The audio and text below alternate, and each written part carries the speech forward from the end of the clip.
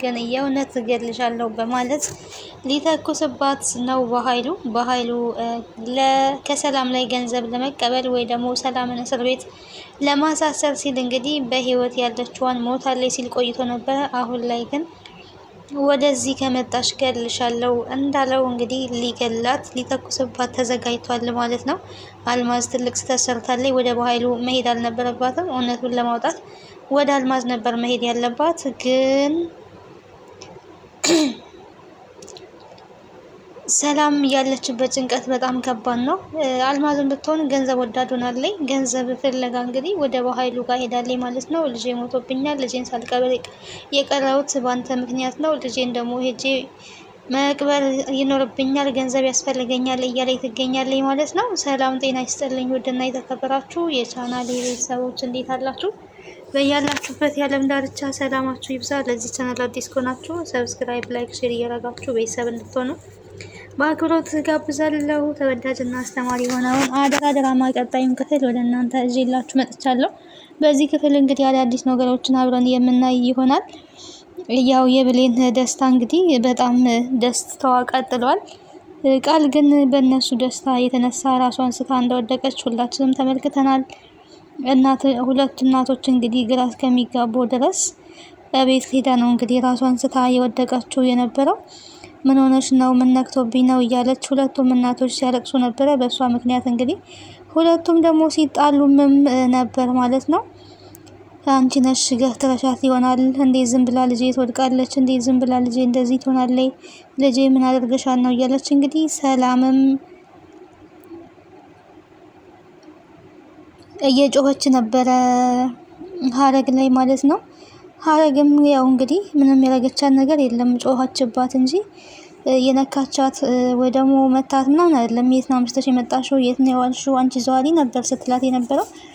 ቃል ግን ያው እንግዲህ ራሷን ስታ ወድቃ ነበረ። በስተመጨረሻ ግን ራሷን ከሳተችበት ተነስታለች። እንደዚህ የሆነችበትን ምክንያት ደግሞ ወይዘሮ ሰላም ደርሳበታለች። ለብሌን ቀለበት ስለተደረገ እንግዲህ በዛ ስለተናደደች ይሄንን ውሳኔ ወስናለች ማለት ነው። አሁን ያው ደህና ሁኔታ ላይ ትገኛለች። ያም ሆኖ ግን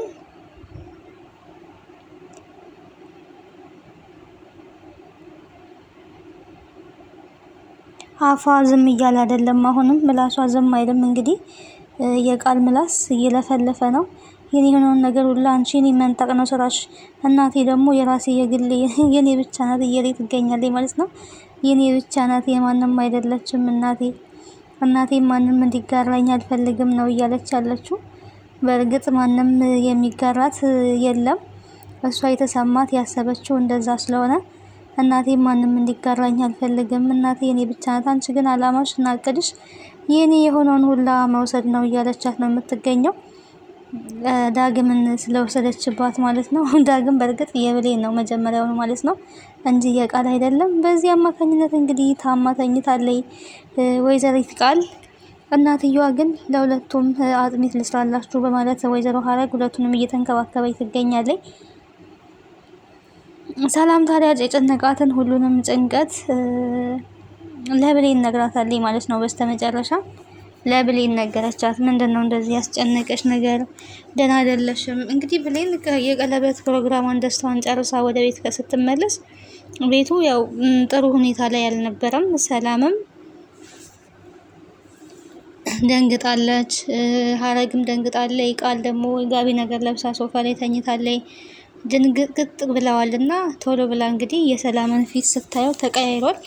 ምን ሆነሽ ነው ትዬ? ምን ተፈጥሮ ነው ነበር ስትላት የነበረው። አይ ምንም አልሆንኩኝም፣ አሁን ደህና ነኝ፣ ደግሞም በደንብ ደህና ሆናለሁ እያለች ስትነግራን ነበረ። ቃልንም ስታያት ቃል እንዴ አንቺም ተኝተሻል ምን ሆነሻል ስትላት አሁን ነው የምታየኝ፣ የምታይሽ አሁን ነው ወይ? እንደገባሽ ተኝቼ እያየሽ ለምን እኔ መጀመሪያ አልጠየቅሽኝም ብላ እንግዲህ ስትወርድባን ነበረ። አሁን ደህና አልነበርሽ ወይ? ምን ሆነሽ? በሰላም አልነበረም ወይ የመጣሽው ስትላት፣ ምን ሰላም አለ? ምን አደርጋችሁ ከቤት እናትሽና ያቺ እንጀራ እናትሽ የእንጀራ ወንድምሽ ምን ሲያረጉኝ እንደነበሩ ስታረጉኝ እንደነበሩ ትረሺያለሽ እንዴ? ደግሞ አሁን የኔ የሆነውን ነገር ለመውሰድ ነው ወይ የመጣሽው? ከእናቴ ላይ ረፊ አይነት ነገር ስትናገር ነበረ። እንግዲህ ሰላምም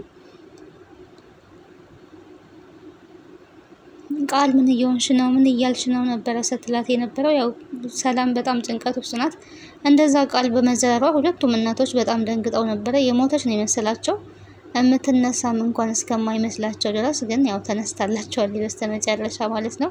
እንደው ማላይ እንጮሃለን ማንን እና ይገርማል ግን እኮ ማለት ነው ሰው ሲኖር ነው ለመጮህም ለመሳደብም ለመቆጣትም።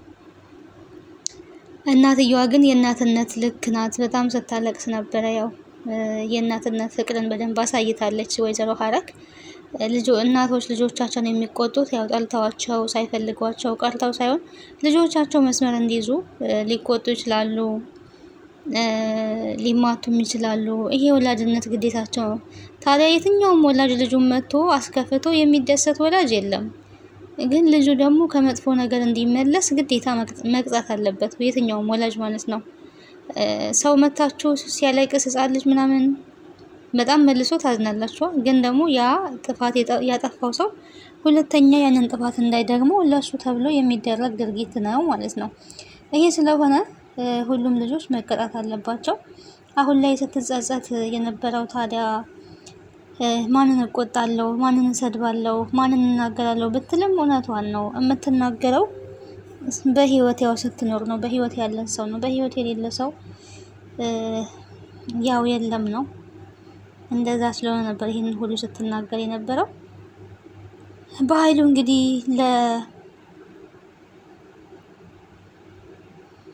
ለሰላም ያዘጋጀው ወጥመድ ያው ገንዘብ ካልሰጠሽ ለህግ ሰጥሻለሁ የሚለውን እንደቀጠለበት ነው። ሰላም ግን ከብሌን ጋር ተማክራለች። ብሌን በኃይሉ ይህን ነገር ማድረጉ እንዴት ሊሆን ቻለ? እንዴት ይህን ያደርጋል? የሆነ ነገርም አለ በዚህ ልክ እያለች ትገኛለች። የሆነ ልክ ያልሆነ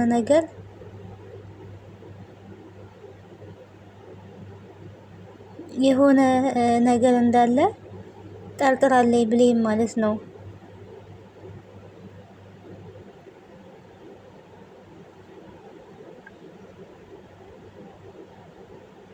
ጠርጥራለች የሆነ ነገር ቢኖር ነው እንጂ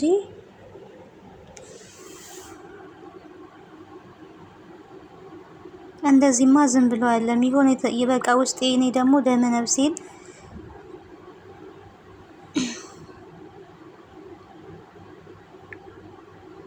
አምነዋለው። ደሜ ነፍሴ የሚለኝ የሆነ ነገር እንደተፈጠረ ነው እያለች ትገኛለች ብሌን። ስለዚህ መረጋጋት አለብሽ።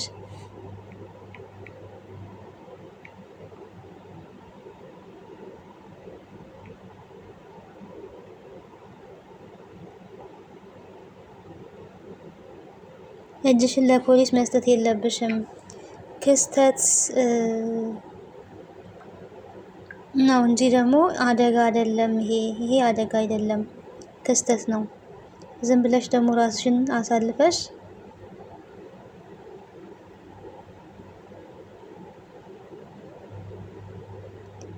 መስጠት የለብሽም። ነገሮች መጣራት አለባቸው። ዝም ብለን መወሰን የለብሽም። ተረጋጊ እያለቻት ትገኛለች። ያው ብሌን ጥሩ ምክር መክራለች። ምንም መፍትሄ ባልሰጥሽም ግን ስታናግሪኝ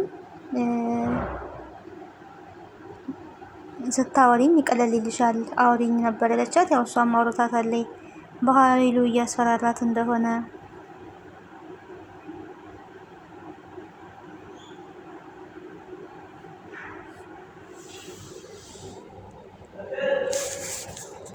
ሁሉንም ነገር ታዲያ ነግራታለች እና በኃይሉ የሆነ ሴራ እንዳለው ነው እንግዲህ እየተረዳችሁ ማለት ነው።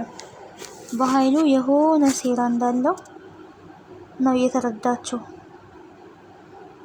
ያለ ምክንያት እንደዚህ ያልሆነም የሆነ ነገር አለ ብላለች። እውነቷን ነው። ጥሩ ጠርጥራለች ብሌን። አንዳንዴ መጠራጠርን የመሰለ ነገር የለምና ጥሩ ነው የጠረጠረችው። የሰላም እውነታ እንግዲህ ይወጣላታል ብለን ተስፋ እናደርጋለን። ቀጣዩን ክፍል አብረን የምናይ ይሆናል። ስለነበረን ቆይታ አመሰግናለሁ።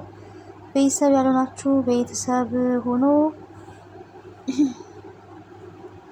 ሀሳብ አስተያየታችሁን በኮሜንት ላይ አስቀምጡልኝ። ከዚህ ድራማ ምን ተማራችሁ?